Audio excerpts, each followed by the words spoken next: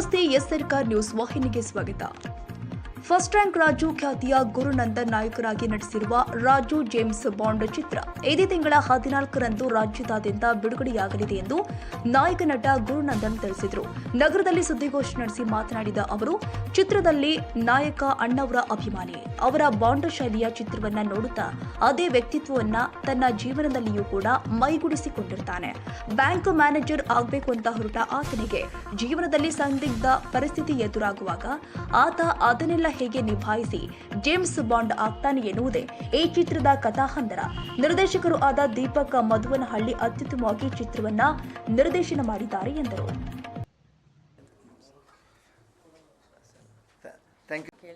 ಏನೋ ಕೇಳ್ತಾ ಇದ್ರಿ ಯಾರು?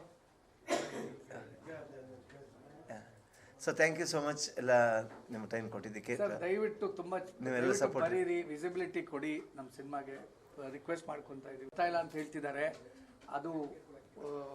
ಅದು ಸುಳ್ಳಾಗಬೇಕು, ಜನ ಬರ್ತಾರೆ ಅಂತ ಆಗಬೇಕು. ಅದಕ್ಕೆಲ್ಲ ಮುಖ್ಯ ಕಾರಣಗಳು ನೀವು ಮಾಧ್ಯಮದವರು. ನೀವು ಚೆನ್ನಾಗಿ ಬರೆದ್ರಿ, ನಮಗೊಂದು ವಿಸಿಬಿಲಿಟಿ ಸಿಕ್ಕಿದ್ರೆ ಚಿತ್ರಪ್ರೇಮಿಗಳನ್ನ ಸೆಳೆಯಕ್ಕ ಇವ್ರ ಪ್ರೇಮಿಗಳು ಇವ್ರು ಹೇಳ್ಬೇಕಿಬ್ರು ಹೇಳ್ರಿ. ಸಿನಿಮಾ ಯಾರು ಇಷ್ಟಪಡ್ತಾರಲ್ಲ ಅವರಿಗೋಸ್ಕರ ಮಾಡಿರೋದು. 14 ಫೆಬ್ರವರಿ ಅದಕ್ಕೆ ರಿಲೀಸ್ ಮಾಡ್ತಾರೆ.